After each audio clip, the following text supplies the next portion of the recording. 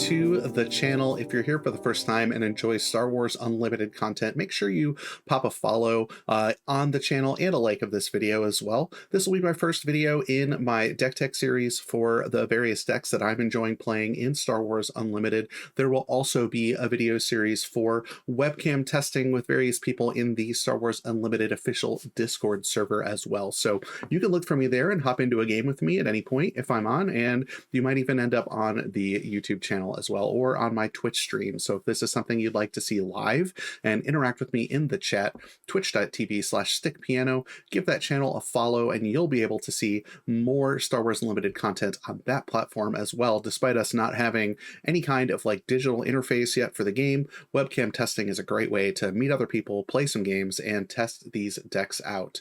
The first deck tech in this series today is going to be Boba Yellow. It is one of my favorite decks so far in the format. The ability to tempo your opponent and still have good units to finish the game with feels really fun. And honestly, Boba Green is better, and Boba Green is very good against Boba Yellow. I just only have one Darth Vader, so I think the Vader unit being so expensive and card availability being so low, it's not something I want to invest in yet, but I have opened 3 Boba Fett and 3 Cunning, so the card pool just kind of pushed me in the direction of Boba Yellow, and I've been really happy with the deck and how it's playing. So I'm looking forward to sharing you my build. I think I have a few things different than some of the other stock Boba Fett Yellow builds, and so getting to see that laid out on the table should be interesting content, and I hope you enjoy it. Once again, like and subscribe the video as well, so that like the video, subscribe to the channel, and help it grow so we can become a part and a fixture of the Star Wars Unlimited content creation community. I really appreciate you giving the time to watch the video, and let's take a look at the deck. Boba Fett leader, obviously. Administrator Tower, I'm not like messing around with Jedha City. I think that card's just like not very good. So my leader's got a crazy amount of glare on it, but whatever. All right, so it's gonna take a second to like lay this deck out because you know, it's like fully shuffled, but we have like the Overwhelming Barrage and the Cunnings. Bosk is like one of the bigger units. I do have some like Asteroid Sanctuaries in the list. Some guards. There's like a Bodhi Rook, a Waylay. I'm playing Cellblock Guard, which I know like some people don't really play in their Boba Fett lists, but I just think that card's too good against like aggro to not play. So we're playing it anyway. Fett's Fire Spray, Boba Fett's, Crafty Smugglers, there's another Waylay, another Fett's Fire Spray, some Surprise Strike as well, Gamorrean Guards. I'm playing TIE Fighters to have a little bit more aggressive and space presence early, because I feel like those extra points, if you can get them in, matter a lot, especially when you're playing against people who are trying to base race base with a 25 health base. So that's why I'm playing it that way. I do have obviously Greedo in the list as well. Cunning again. No Good to Be Dead, I think, is like one of the best spells. Personally, I love that card. I just think being able to have it in your hand for the leader deploy turn is just busted. Like being able to like exhaust their leader for 2 turns before they've had a chance to attack it is like wins so many matchups. Like it's just like by itself, this deck puts enough power on the board that you can finish someone off in those 2 turns without them having access to their leader. It's really demoralizing, honestly, when you like play No Good to Be Dead on someone's leader before they have a chance to like utilize it. So just being aware of like the sequencing on the leader turns is pretty important. Oh, there's Cartel Spacer as well. That card's in the deck. I think I have 1 Viper Probe Droid right now. It's kind of a flex spot. I don't know like what that will be long term, if it will stay a Viper Probe Droid. Obviously the deck's going to change a lot when the new set comes out in July. But so that is like definitely a spot where I think changes can be made. Same with 7th Fleet Defender. That's a card that I think is okay, but I'm not like all in on it. And there's the last Greedo. So that's the list for the Boba Fett deck. Here, let me rotate the screen. Obviously, that'll make it a little bit easier for everybody to like kind of read the deck list. I think I can do that reasonably easy. There we go. I should have thought about that when I'm in full screen mode to have this be rotated. So there you go. That makes a lot more sense. Okay, so this is the deck list. Asteroid Sanctuary, Shoot First, Surprise Strike, No Good to Be Dead, Waylay, Cunning, Overwhelming Barrage, TIE Fighter, Crafty Smuggler, Greedo, Cartel Spacer, Boba Fett, Cell Block Guard, Bodhi Rook, Viper Probe Droid, Gamorrean Guards, Strafing Gunship, Bosk, 7th Fleet Defender, Fet's Fire Spray, and a Singleton Cantina Bouncer. Cantina Bouncer is a card that I think is okay. I wish it was like cheaper and had less power, right? Like if it was like a 4-cost unit that was like a 2/4, I would play three of that card. The fact that it costs 5 means it competes with Bosk and is, I guess it's okay to do on your leader deploy turn. Bosk having ambush on a leader deploy turn just always feels so much better. But Bouncer's a nice like backup plan on the leader turn to be on your leader turn, which is what's one of the best things about Boba Fett, right? It's like your leader turn is on turn 5, and most other leader turns are on turn 6. So on your turn 5, you can play Boba Fett and then like bounce their one thing that might help them deal with Boba Fett, or a Bosk ambush into their one thing that might help them deal with Boba Fett.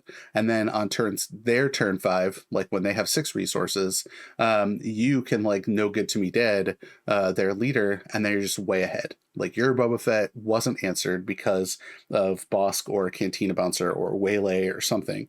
And their leader gets answered for 2 turns by a 2 energy card. So like you can play No Good to Be Dead and then also play like Gamorrean Guards as like another follow-up to protect Boba Fett unit or Boba Fett leader or whatever, or Strafing Gunship to help like clean up any like space units that are still there, right? So you have these like 4-cost units and 3-cost units that you can play alongside a No Good to Be Dead on your 6 resource turn when they're leadering.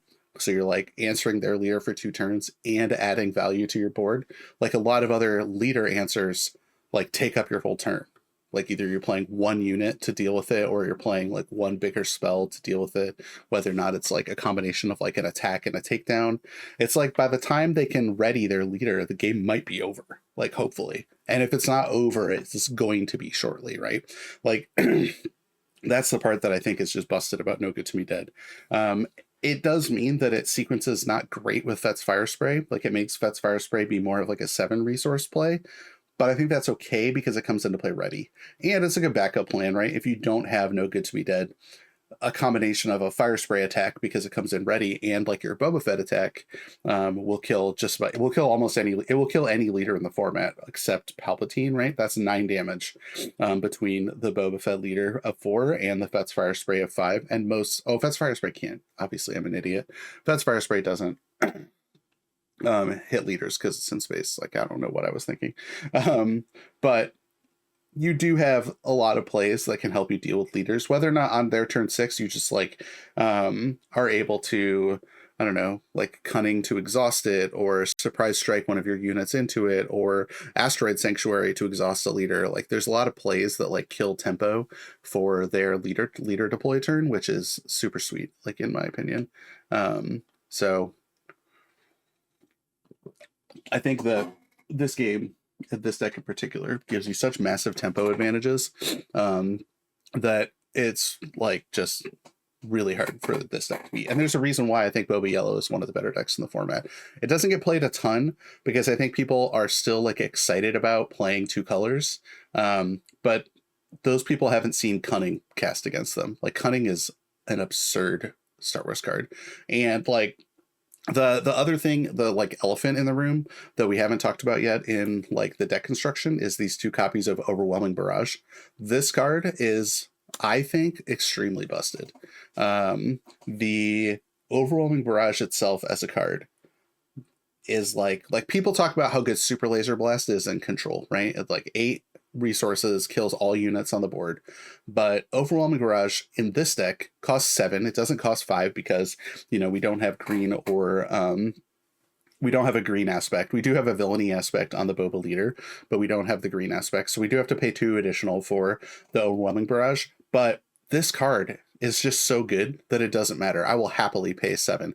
It costs 1 less than Super Laser Blast still, and it deals with their most problematic units, and oftentimes like more than 1, and all of your units survive, right? So like you have to sculpt a game plan with Super Laser Blast that you like don't really care if your units die. But with Overwhelming Barrage, your units aren't going to die.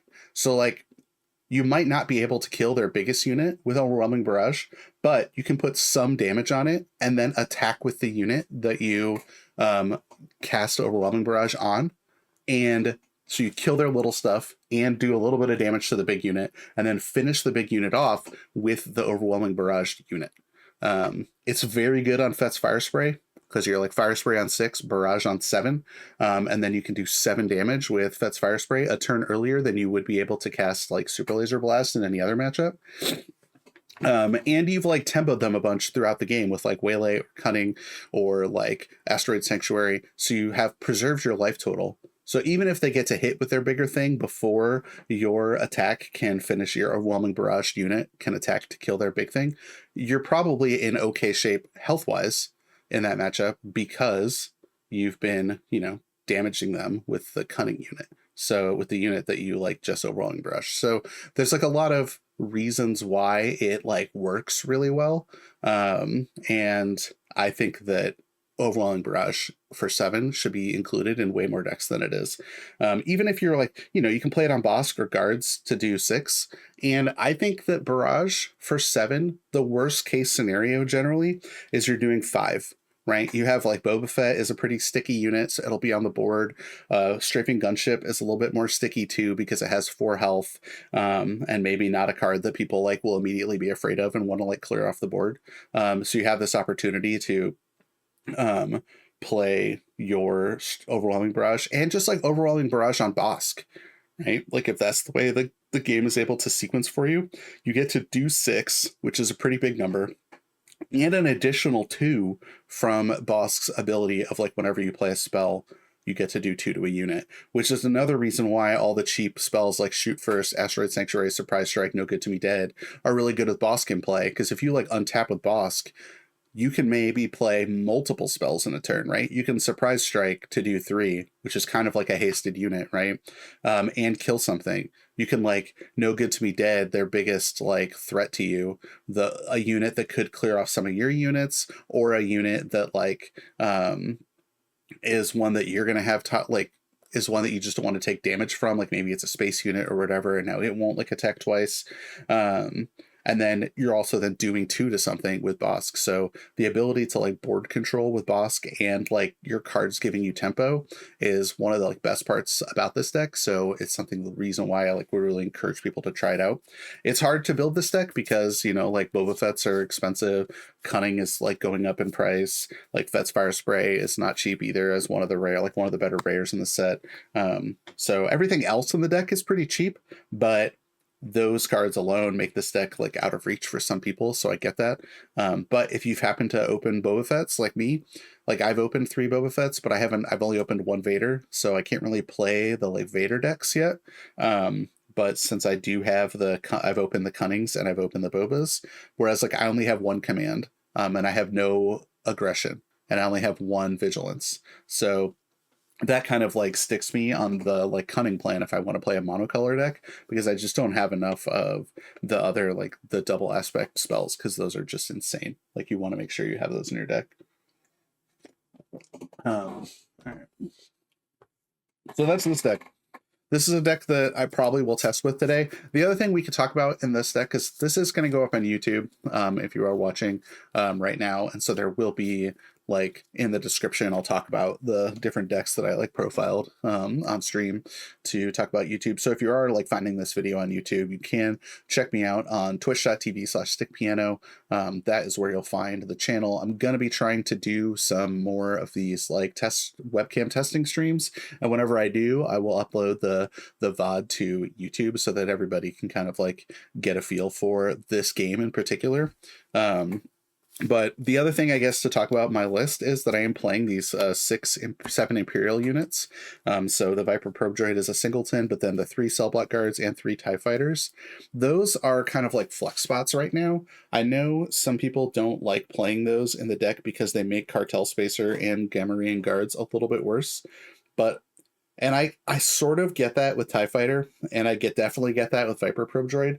In fact, like as we're thinking about it, I do sort of think Viper Probe Droid would be better as the cunning space unit that if you control your leader exhausts something.